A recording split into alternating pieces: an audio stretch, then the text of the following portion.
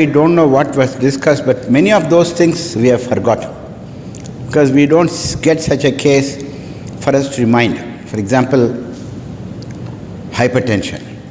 What you discussed today is very basic. Hypertension is blood pressure அதிகமாக இருக்கிறது பற்றி எல்லாத்துக்கும் தெரியும். பிளட் ப்ரெஷர் ஜாஸ்தி அப்படிங்கிறது எல்லாத்துக்குமே தெரியும். எல்லாருமே ட்ரீட் பண்ணுறாங்க. ஹை பிபியை ட்ரீட் பண்ணுறவங்க homeopathy doctors, ayurvedic doctors, naturopathy doctors, MBBS doctors, MD doctors, DM doctors, nephrologist, எல்லாருமே ட்ரீட் பண்ணுறாங்க. பட் பிளட் ப்ரெஷர் உள்ளே இருக்கிறது, this is meant for the common man. I am giving a short summary no. Because the common man has to be taught. If the common man doesn't come to us, then he will die at home. No. There is a sleeping terrorist inside the body. His BP is 220 by 120. He doesn't have any symptom. In the third month, he suddenly develops hiccup and he goes and finds that he has an acute kidney injury or whatever, chronic renal failure. So, the reason why we conduct this program is maybe for the MEM postgraduates, I wanted to give them a concise acute emergencies in medical practice. 3 subjects have been postponed today. I think Dr. Jay Shekila, Dr. Ramaswamy and Dr. Karthikeyan, doesn't matter, we'll have it next Saturday. Hey, tea kudukriya illa kuduttiya. Dr. Rao is a doyen in field of cardiology. And Dr. VPS is a very senior most laparoscopic surgeon. But still, we have to listen to him, listen to them, how they approach the case.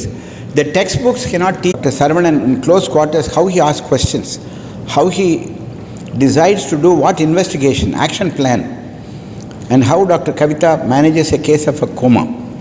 It's like driving a automotive automatically. Like, when you drive the automobile in the first day, you don't know where you're putting the foot on the clutch or the accelerator. You are likely to hit against a tamarind tree or kill a couple of people. I don't know how many people kill how many people. So, in KG Hospital, education is very essential for the patient's benefit. If you had a CME program, the biggest beneficiary is the patient. Because we know how not to treat, how to treat. Please understand, every week there's a clinical meeting.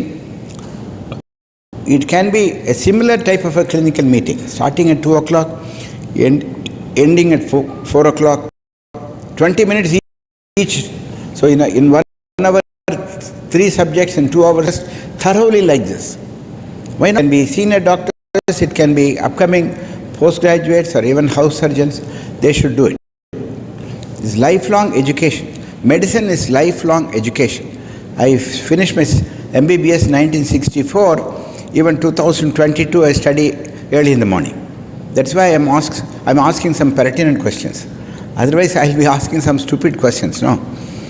I took 20 minutes off and I requested VPS to give the presentation. I know VPS must have done more than 1.5 lakhs of cases. You must have seen 4-5 lakhs of patients. You must go to your senior most doctor when you want to have a treatment, Mustafa. You must go to the senior most doctor in the field. You must go to the best doctor in the field, especially when you want to treat your own children, when you want to treat your own father, grandmother, your wife or your father-in-law. I want the best doctor. Today, my wife was feeling little sort of tachycardia. Dr. Nityan came. 5 minutes, ECG was taken. He gave a little bit of reassurance. The pulse rate came from 120 to 90 in about 10 minutes time. And here, this is a gas trouble. Some Ayurvedic medicines, take some antacids. Happily sleeping. A doctor, a senior doctor like them, they know what not to do. Hello. என்ன பண்ணக்கூடாதுன்னு அவங்களுக்கு தெரியும். Some வியாதியெல்லாம் சும்மா விட்டாவே சரியாக போயிடும். ஒன்றும் பண்ண வேண்டியதில்லை. நாம் கொடுத்து இன்னொரு வியாதியை உண்டாக்குறோம். This is true. I don't want you to make that mistake and learn. Learn from these big professors. They are all pandits. They are not professors. They know what to do. They know what not to do. Learning medicine is by the bedside. When he makes rounds, run with him. When Rao comes to CCU, stay with him. Till he goes out, go with him. Take his whatever you would like to make him, Guru Sisha Parampara. Nobody will share the knowledge unless you are strictly obedient. Hare Krishna, happy morning. They'll like to teach you, no. So without you asking for it, we had a nice fiesta of knowledge and also afternoon some food. நம்மளுக்கு நல்ல doctor கிடைக்கணும்னா கடவுளை கும்பிடணும். நல்ல doctor கண்டுபிடிக்கிறது எப்படின்னு தெரியறதில்லை. நல்ல அதை விட பெரிய அது ஞாயிற்றுக்கிழமை நைட்டு 11 மணிக்கு நல்ல டாக்டர் கிடைப்பாராங்கிறது ரொம்ப அபூர்வம். அது கேஜி ஹாஸ்பிட்டல். சத்தியமாக சொல்கிறேன், உண்மையாக சொல்கிறேன். 48 years we've been running the hospital. Most of the time Dr. VPS was with me. He knows what I'm talking. We never, ever, those who are working in the intensive care, please understand, we used to make 6 rounds, sir. Morning 7 o'clock, 9 o'clock, 12 o'clock, 2 o'clock, 5 o'clock, before going home 6 o'clock. Every time we made rounds, ask Kavita, sir, Jai Shekila. Every time when we see the patient, we said that symptom must come down. Every symptom which was missed in the morning, 10 o'clock must be diagnosed at 12 o'clock. Any complications for our drugs has come newly. What is the result of the investigation which we ordered, for which the patient paid through his nose? It is practice of medicine is holistic medicine. It is not treating hypertension. It is treating all the complications of hypertension. It is not diagnosis of diabetes mellitus. It is treating all the complications which are likely to occur in the next 5 years. Then you are a good doctor. You are a doctor. I can see a patient in 5 minutes and diagnose. That is my capacity. He can diagnose in 2 minutes. He may be sent some master health checkup cases, but he will diagnose something else. An orthopedic condition he will diagnose. Do you know it? MHC case, many times MHC cases actually, we have diagnosed thyroid, hyperthyroidism, one case of thymoma, so many hypernephromas. I think we have every year we diagnose 3 to 4 hypernephromas in master conditions. So I think you have to see the patient total. For any history is important. You take history on your own. Don't just copy somebody's history. And when based on how the patient tells the history is more important. Don't interrupt him. Let him speak for 2 minutes. That itself gives a diagnosis. He himself give a diagnosis. Yes, you please listen to him and probably write it in the vernacular language. Tamil legodu eludran thappilla. Ennamo pannadhu sarna, what can you write in English? You write there ennamo pannadhu. Why not? Thala suttudha eludhu thala sutthudu. You say dizziness. Thala sutthudu is not dizziness, it's giddiness. Probably it instability, it may be stroke. Please understand practice of medicine through this big people. Hello. You are all observers, so you better learn from them nicely.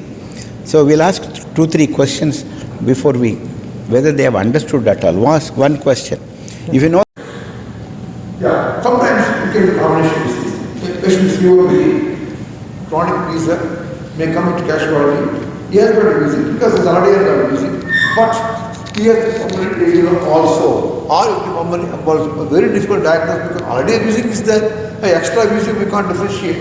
So these situations, already somebody has got a disease, but new disease is sometimes difficult to diagnose and you must be careful about it.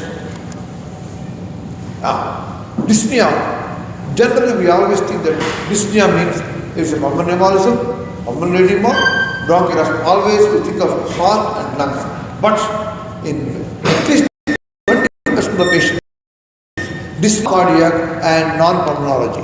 Again I am repeating, non-cardiac and non-pulmonology, it is because of the underlying metabolic acidosis or the respiratory, that is the foreign body obstruction of the larynx may come to dyspnea. Metabolic acidosis, septicemia, for example, recently you had a patient with an ER with a high tachypnea and tachycardia, hypertension, and he had a cellulitis, very bad cellulitis, and he was in a shock-like state.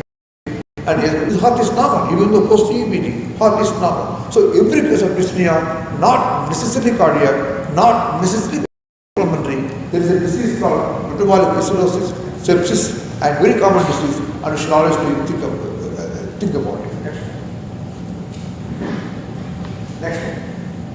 The foreign body is also very important. Many times the patient comes with a stridor and not able to swallow, stridor, sudden also stridor, he has eaten some food. He recently, very interesting case. One lady came to me, very interesting case. One lady came to me, around 55-year-old, just pain. She had to click chest pain, they will do ECG normal, tachycardia is there, they refer to me. That doctor has not taken history, but I took the history, what happened exactly? She said she took some chicken, some meat around 1 o'clock, then she got chest pain. Where is chest pain? She is exactly pointing to this. Whenever somebody points with a finger, it is not angina at all. Angina is a diffuse process. Nobody can pinpoint angina here and nobody can point. Angina is a diffuse process. Somebody can pinpoint. I was asked as a foreign lady. She was telling exactly this point. Then I asked her, what did you eat?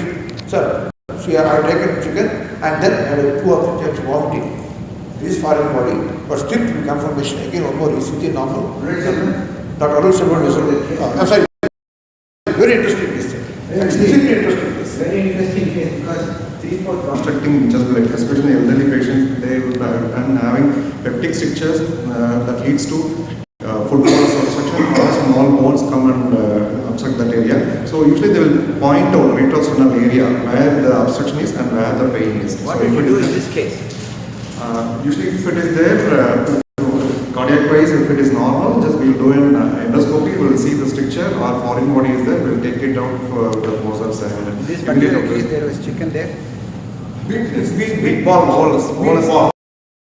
இருக்கிறீங்க கார்டியாலஜிஸ்டாக 14 வருஷமாக இருக்கு. ஒரு நல்ல cardiologist ஆகணும்னு 10 வருஷம் ஆகுங்களா? நீங்கள் MBBS முடிச்சு எம்டி முடிச்சுட்டு டிஎம் முடிச்சுட்டு எத்தனை வருஷம் கழிச்சு உங்களை பற்றி நீங்கள் நல்ல பெருமையாக நினச்சிங்க, பரவாயில்ல நான் நல்ல வேலை பண்ணுறேன் அப்படின்ட்டு? ஒரு 5 வருஷத்தில் I thought after DM. So after DM Ranjith we become good college after DM 5 years later. அது வரைக்கும் we can treat everybody else. If you have to treat your own family member, you must call some other cardiologist. Correct? No, sir. The confidence that you are a good doctor comes once you treat your own family. When your hands doesn't shake, you treat your kith and kin, then you realize that you are good. நம்ம பண்ணணும்னா உங்களுக்கு ஒரு தைரியம் இருக்கணும் இல்லையா? Doctor Manoj என்ன பண்ணுறாரு, அவங்க அப்பா அம்மாவுக்கே ஆப்ரேஷன் பண்ணுறாரு, கேட்ராக்ட் சர்ஜரி. எஸ் சார், இது காமனஸ்ட். நீங்கள் கார்டியாலஜிஸ்ட்டில் ஒரு ஆயிரக்கணக்கான வியாதி இருக்கலாமுங்க. எது காமனஸ்ட்டாக சார் நெஞ்சு வலிக்கிற உடனே ஹார்ட் அட்டாக் டாக்டருக்கு போகணும்னு சொல்லி எந்த வியாதி உங்கள்கிட்ட அதிகமாக வருதுங்க? ஒரு 100 கேஸ் பார்க்குறீங்க, ஒரு 50 கேஸ் பார்க்குறீங்க, எந்த மாதிரி பேஷண்ட்ஸ் உங்கள்கிட்ட அதிகமாக வர்றாங்க? சார் 2 டைப் பேஷண்ட்ஸ் வராங்க. ஒன்று டைரெக்டாக வராங்க நம்மளை பார்க்குறதுக்கு, பிகாஸ் நம்ம ஈஸியாக அக்சசிபிளாக இருக்கிறதுனால அவங்க நேரடியாக வந்து நம்மளை பார்க்குறாங்க. அந்த மாதிரி வர்றவங்கள 70% is not cardiac, it's some muscular pain or gas trouble அந்த மாதிரி தான் இருக்குது. மீதி 30% வந்து ஹார்ட் ப்ராப்ளம் தான் வராங்க. நான் கார்டியாக் செஸ்ட் பெயின், என்சிபின்னு சொல்கிறோம். நான் கார்டியாக் செஸ்ட் பெயின்ங்கிறது 70%. கார்டியாக் ஹார்ட்னால் வரக்கூடிய செஸ்ட் பெயின் பேர் கார்டியாக் செஸ்ட் பெயின். பட் என்னுடைய ஒப்பீனியன் எப்படின்னா, இது கார்டியாக் செஸ்ட் பெயினா நான் கார்டியாக் செஸ்ட் பெயினான்னு கண்டுபிடிக்கிறதே கார்டியாலஜிஸ்ட் தான். Sometimes you go to general practitioner, இது வெறும் கேஸ் ட்ரபிளுமா, ஆனால் கடைசியில் பார்த்தா அவங்க ஹார்ட் அட்டாக் இருக்கும். அதனால் non cardiac or cardiac, usually if you have an assistant and he can help you to weed out some. If there is no assistant, you will diagnose in 3 minutes if cardiac and non-cardiac. சொல்லுங்க sir, இப்போ நீங்கள் பேசுங்க sir. என்னென்னா, what you have done, you could be the best clinician in the world, but you are correct only 50% of the time. Rest is 50%. Only with the guidance of investigation you can be sure whether you are right or wrong. So don't rely completely on your physical examination eyes and then make diagnosis and leave it alone. Always supplement with pertinent investigations and make sure that your diagnosis is right and you are in the right pathway. So I have made it chest pain pathways in ER because chest is a huge area where a lot of multiple organs are there, GI organs are there, lungs are there, heart are there, aorta is there. So it is not chest pain heart alone, it is a different game altogether. So you have to choose the pathway where the patient has to go, then you are probably correct. So how to do that? Let's go through that. So the main goal in ER first is to see whether the patient has life-threatening diseases. What are the life-threatening common diseases? ACS, MI, dissection or pneumothorax. The first idea is to rule out all these 3, or whether he has any of these 3 is most important to do in ER. Immediate action is needed most of the time. It could be cath lab activation, you ask for a CT scan, or you ask for an echocardiogram. These 3 things are very important. decisions which you have to take in the first minute. So any delay can cost life in a patient. Chest pain, like Dr. Ravi said correctly, simultaneously things have to go hand in hand, because chest pain is not ER doctor alone or ER nurse alone or ER help alone. It's a team of a doctor, nurse, probably a nursing assistant, and probably including stretcher bearer, and probably a supplementary investigating agent who can help you, a blood drawer or an ECG technician. They form a team. So the team is most important than individual person. So simultaneously history. So the doctor takes the history while the incident examination, while the nurse does the physical like BP measurement, pulse measurement in all checks, all 4 limb BP, peripheral pulses is there, draws blood glucose level, oxygen saturation measurement, connecting to a monitor. Okay, simultaneously the ECG is called, the blood drawing is also happening. Everything happens in just for that. When a patient comes in, the first few minutes are very important to decide where the patient will go and which way the patient will go. So history, what you have to do is the risk factors determine whether the patient is going to have a possibility of having an ACS or an MI. All the things which nothing new, diabetes, whether he is on insulin, whether he is compliant on medicines, what was his last HbA1c, those are all important. Hypertension, compliancy of treatment is also very, very important. Cholesterol levels, whether he is already on statins or aspirin, important. Active smoking, back years also matters, but at least active smoking is what is needed. Family history, any CAD less than 55 years of age. Prior events or revascularization. Any prior events, post PTCA, be it post CABG, patient comes with chest pain, he carries a higher priority of developing a future event rather than a native virgin patient. Stress, any stress, be it family or work, equally carries an importance in development of an ACS or an event. Day before yesterday, 23-year-old, remember 23-year-old, we are in the age group, he lifted 10 buckets of water and developed chest pain. It turned out to be an ACS, and he had a dissection, coronary artery dissection. So anything can happen. So you have to keep your eyes and ears and open to watch out for signs and symptoms of ACS and then diagnose accordingly. So type of pain in history, compressing, it could be anything. So I'll get back to one things. So compressing, it could be tearing, burning, pricking or catching. He could complain of any of these types of pain. Here we can see that's compressing pain, whereas burning pain, these two can come in ACS. Tearing pain, which is directly linked to a dissection of aorta. Pricking pain is musculoskeletal, and a catching pain could be a pleurisy or a rub or a pneumonia. Location of the pain is also important. Central chest pain, circular, is a visceral organ, heart is involved, whereas a central straight line pain is mostly esophagitis. Side of the chest pain could be pneumonitis or pneumothorax. Radiation is very important because jaw radiation, neck radiation is ACS unless proved otherwise. Back pain is usually aortic ulcer or a dissection. Epigastric pain, it could be cholecystitis, or even inferior wall MI can have pain radiating to the epigastric region. So anywhere this pain can radiate. So watch out for this historical. So it's brought on by exercise is angina, food is APD, and breathing is obviously pleurisy. Cough or movement is, it could be pleurisy or pericarditis. Associated sweating, breathlessness, syncope, all these things including neurological deficit can be a coronary event. Neurological deficit has association with a dissection, but it could be a coronary event also. So watch out for all these symptoms in history. When you take it history, it should be a direct story telling you all this. No, it should be directed history to about that. So this is one slide which will tell that what is the probability of ischemia. When you have a sharp, fleeting, shifting, pleuritic or positional pain, it's a low possibility of having a cardiac event. Whereas if you have a central, compressing or squeezing pain, gripping, heaviness, tightness, exertional or stress related, retrosternal, these will these are all the markers for a possible coronary event.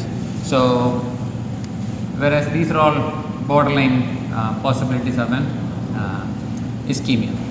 So, this is another trial, huge number of people, they classified according to the age and what are all the possible final diagnosis the patient had. You see the most common things were non-specific chest pain.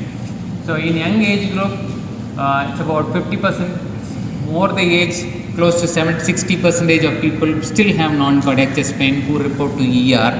But if you slowly, see, second in line is coronary atherosclerosis. So, it's either non-specific or a coronary event. Those are all the two things that come early in the list. So, commonest things are common. So, coronary atherosclerosis comes very high in the list. So, these are all the, the other way of looking at it. What are the common things which you have to rule out before ruling in something? Okay, this is one way of looking at it. Your brain should act like a computer. So, which are all the things are there, you fit in with the diagnosis. So, somebody has a tachycardia, tachypnea, hypotension, S3 if you can hear it, basal if you hear a faint murmur, it's probably an ACS or a coronary event, MI. Pulmonary embolism will have predominantly tachycardia and dyspnea, no chest pain usually, but occasionally peripheral pulmonary embolism will have pain on inspiration. So, pulmonary embolism. Dissection, look for signs of Marfan syndrome or connective tissue disorders. Pulse difference will be there in type A more than type B. Severe pain, tearing pain, abrupt onset, widened mediastinum on chest X-ray, most likely it is dissection. Syncope and focal neurological deficit, type A dissection. So, symptoms, diagnosis. Esophageal rupture, emesis, subcutaneous emphysema. Whoever is working on last week, we saw a patient with massive subcutaneous emphysema causing even compression of the mediastinum. He had a ruptured esophagus. Pneumothorax, unilateral decreased or absent breath sounds will be esophageal rupture. Pericarditis, sitting up, stooping forward will relieve the pain, and typical rub, fever will be there, pericarditis. So, these are all the common things. The other things which can cause, we have to think finally, or when you rule out all other things, is esophagitis, hypertrophic cardiomyopathy, acid peptic disease, costochondritis, cholecystitis, pleurisy, and even pancreatitis, it can come as a chest pain. So, these are all the differentials you have to think when you approach a patient with chest pain. So, chest pain, history, physical examination. The first thing you have to do is, after physical is ECG, STEMI, follow STEMI guidelines, diffuse ST elevation consistent with pericarditis, manage like pericarditis.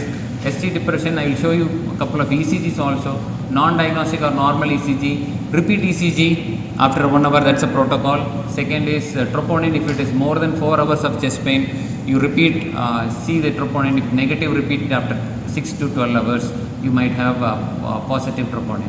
Non-diagnostic ECG, sometimes if the chest pain is classical, take posterior ECGs, posterior leads, you might be able to pick up a true posterior wall MI. Arrhythmia specific guidelines, if the ECG shows some atrial fibrillation or a VT or a SVT, whatever it is showing. So, investigation, first investigation is 4-limb BP, which we are not doing it. The nurses should be able to do it immediately when the patient reaches. 4-limb ECG is a must, 4-limb BP is a must. ECG, blood sugar, then ask for an echocardiogram, which will give us a lot of insights into the cause of chest pain. Troponin, if the clinical suspicion is high, but nowadays we are asking troponin for every chest pain which is coming to the ER, but I will, that's a good practice, because everybody is having angina. You can't rule out or rule in based on age or risk factors, but be choosy. If your suspicion is high, then ask for a troponin, but don't forget that you have to repeat the troponin in 6 to 12 hours, make sure that it is increasing if the ECG is normal. Chest X-ray, yes, nowadays it's rarely done for chest pain, but you have to make sure that it is done. USG abdomen if the clinical suspicion is pancreatitis or cholecystitis. So, coming to the ECGs, this is a typical PQRS of the ECG. So what we have to monitor is the ST segment. So this is the ST segment where I am showing.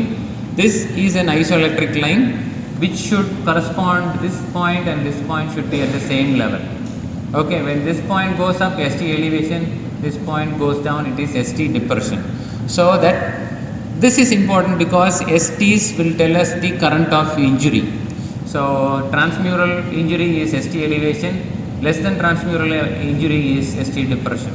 So this is the area which everyone should focus when you look at ECG in an ER. So a couple of ECGs for better understanding. So anybody, can you help me in diagnosing this, PGs?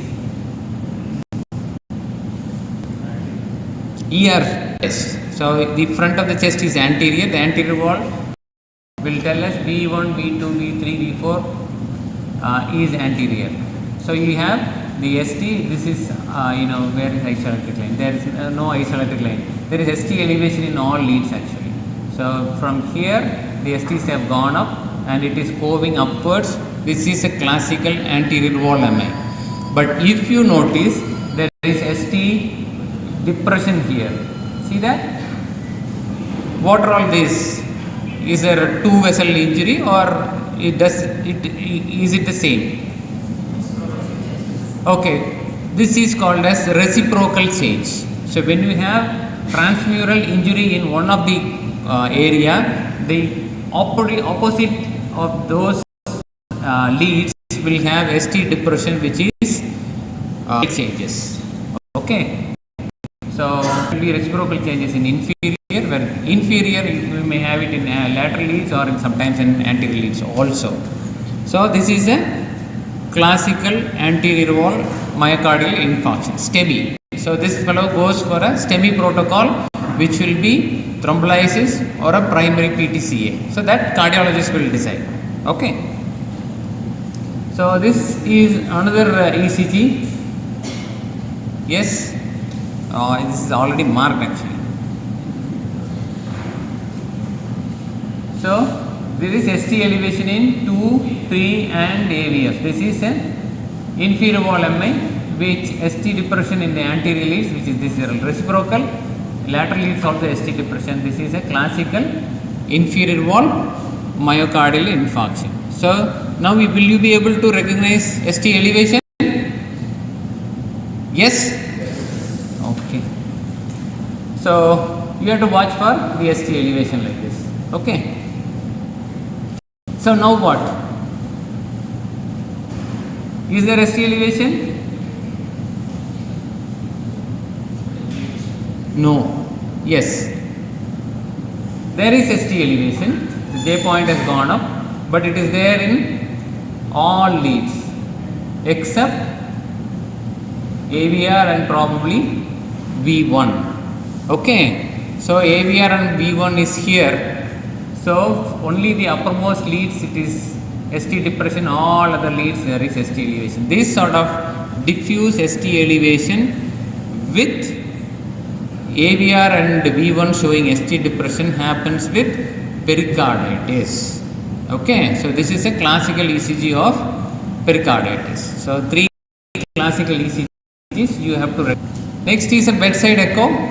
All MEM PGs and probably all doctors training in our institute should at least hold the echo probe, because we have enough and more number of echo machines available in ER and all ICUs. Hold the probe, try to look at the heart, because sometimes it matters, it may change someone's life actually. So you can easily find heart failure, LV dysfunction, RWMA. If you regularly start seeing echo, then you might recognize regional wall motion also, and dissection in an expert's job. So these are all the things which you can see in echo. But this is one example where you see anywhere, you can see the heart in the center, all around there is fluid. Heart in the center, all around the seat. Wherever you keep the echo probe in the chest area, if you see this, then you think of tamponade. That's very important, life saving immediately. Anyone can see. That's why I have put multiple pictures, because where you can see the tamponade. Put the probe. If you see clear space all around the heart, then it is fluid filled pericardium. It probably patient is tamponading if he is having chest pain and hypotension. Okay, this is a expert view, parasternal long axis view, where you have fluid in all around the heart. Okay. So next, coming to initial therapy, loading dose. So I will not go to indications. Any chest pain coming to ER, thing is give loading dose, but beware of contraindication. So I have only contraindication. Contraindication is active GI bleeding, and if ECG is normal, if you can read the ECG. Okay, so if ECG is normal, think before giving a loading dose, but as a rule, you can give loading dose. Morphine for chest pain, MI you have to give morphine. The treatment of choice for MI in ER is morphine. Okay, not streptokinase, not tenecteplase, no primary angioplasty, nothing. For in ER, the treatment of chest pain or treatment of MI is morphine. So give morphine, but contraindication is hypotension. If it is inferior wall MI with hypotension, beware of giving large dose of morphine. Cloud or melting focal neurological deficit, don't give morphine. Like Dr. Ravi said, don't give sedation if a patient is having head injury or a neurological deficit.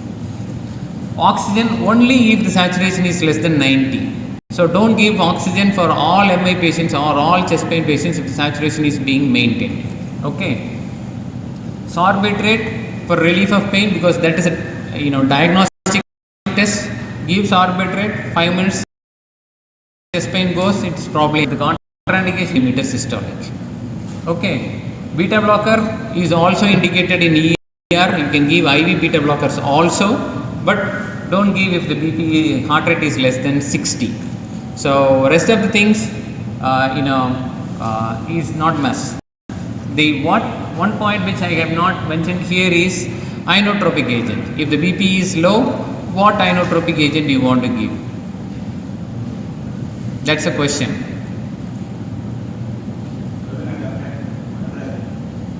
Tambi, chest pain with hypotension, what will be your inotropic agent?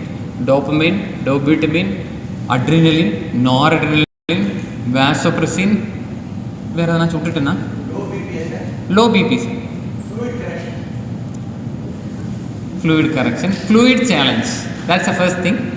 Second, if you want to start an inotropic agent, what agent you with? Dobutamine.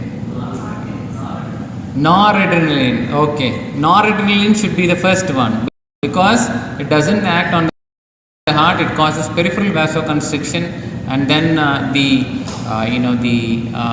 heart is relatively untouched. Whereas in dobutamine, if you start, BP will go down with dobutamine. With dopamine, the inotropic agent, the heart will contract more, oxygen requirement will be more harmful for the patient. So start noradrenaline. If it is not working, then start dopamine. Dobutamine, no. Strict no unless there is an LV dysfunction. Okay.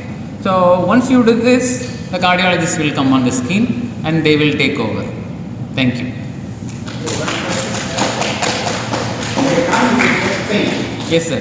There are some many times.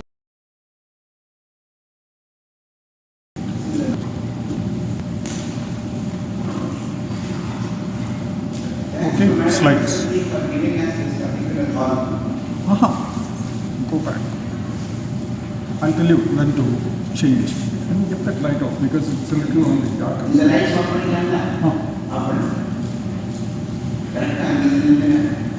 Anyway, good morning everyone. Good morning, sir. Thanks particularly Chairman for giving me an opportunity to address it. So many times in the last 7 years in my tenure in KG, I've given so many lectures on head injuries in particular. Okay, so many lectures.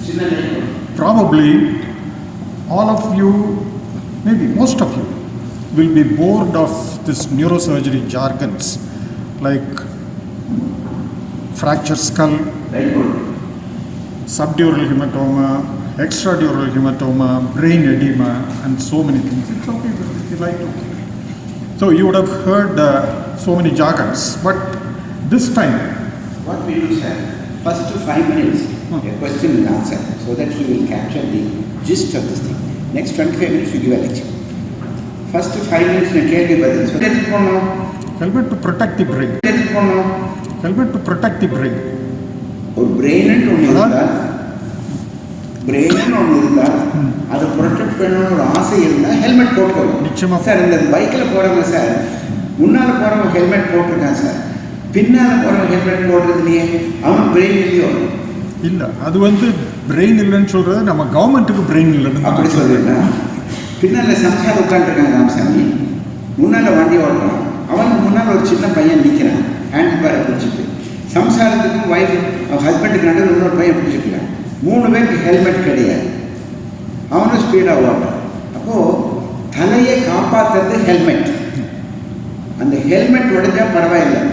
Helmet உடைஞ்சா பரவாயில்ல. Even with helmet you can sustain it, but it is not 100% proof. Severity குறையும். Helmet போட்டுட்டு கீழே விழுந்தீங்கன்னா அந்த தலையில் அடிபடுறது கொஞ்சம் குறையும். Helmet இல்லாமல் போனீங்கன்னா மண்டை உடையும், ஞாபகம் இல்லாமல் போயிடும்.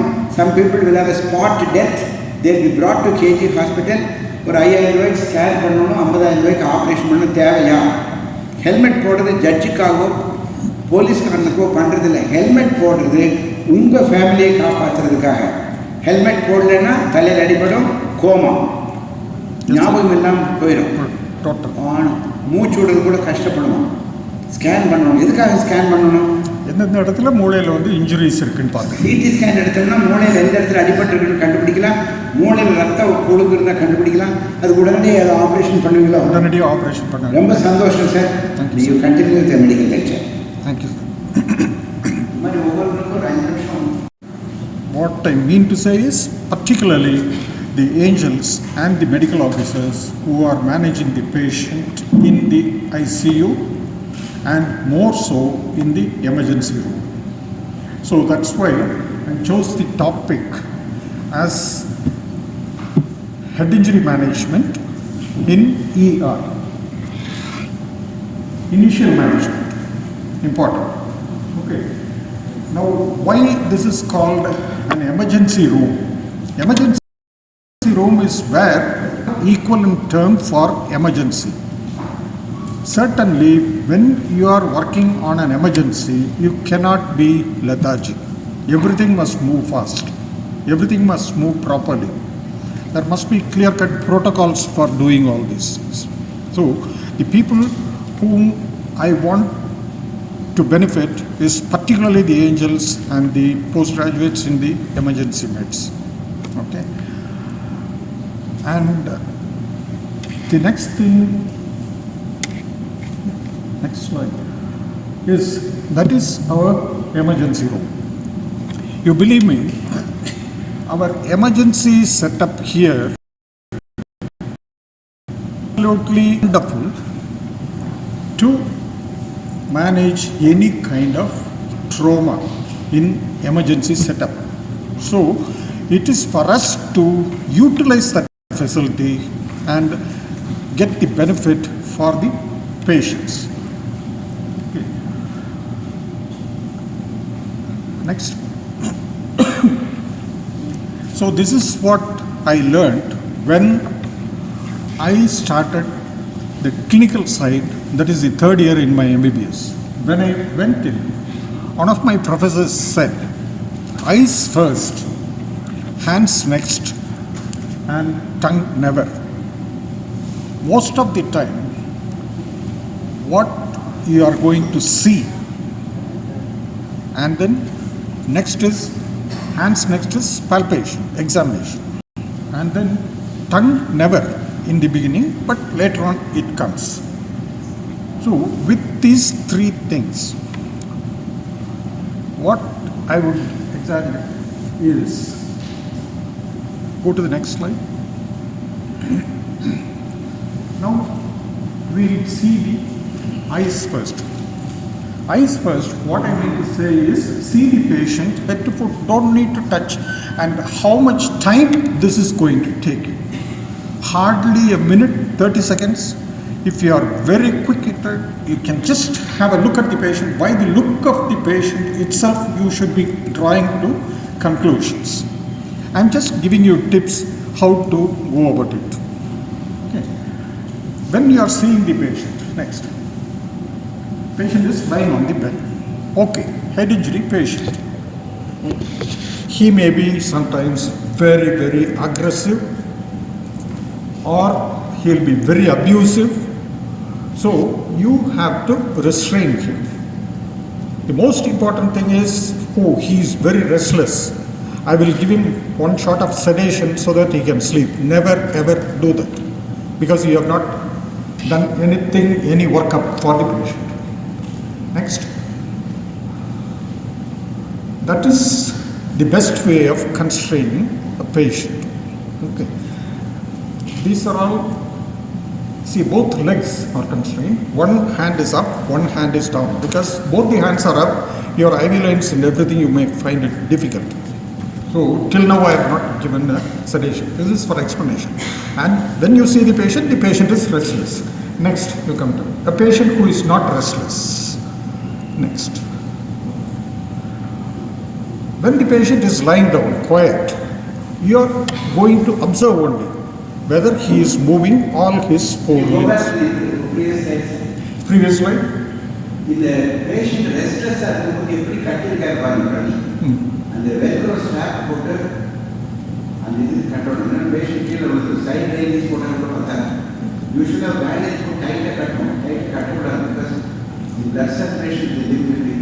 Restraint அப்படிங்கிறது NADH போடணும். இதுதான் restraint இருக்கணும். இது எனக்கு கொஞ்சம் sedation கொடுக்கலாமா சார்? கொஞ்சம்.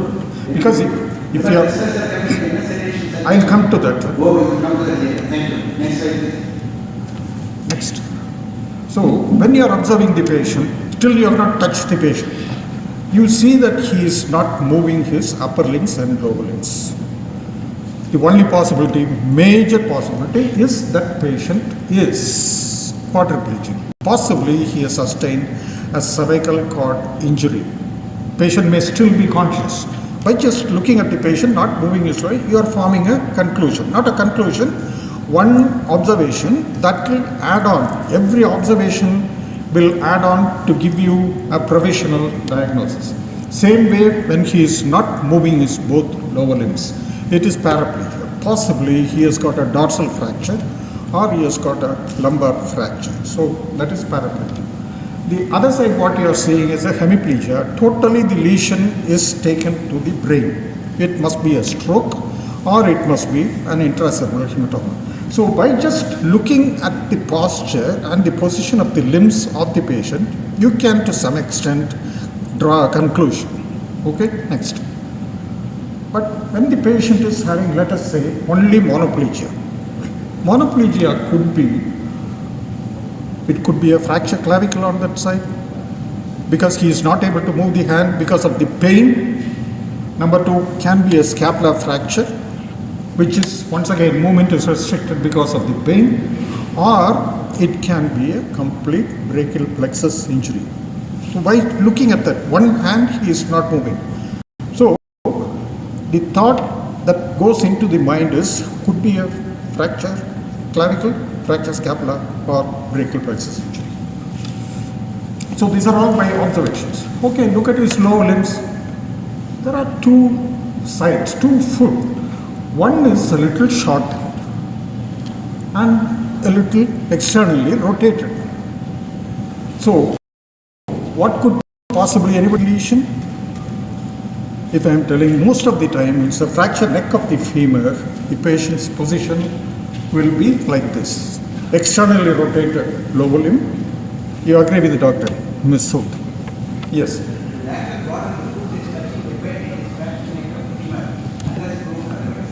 Okay. Next one. Next is, you just have a look at his breathing pattern. There are different types of breathing pattern patient can have. I'm not going to go into the details. Breathing pattern, you just look at his chest and look at his abdomen. Normally for us, when we take a deep breath inside, the chest must expand and there is sometimes the abdomen doesn't move that way. Okay. In certain conditions, when the patient is lying down and then struggling for a little breath, when he tries to take a deep breath inside, his abdomen is bloating and moving forward.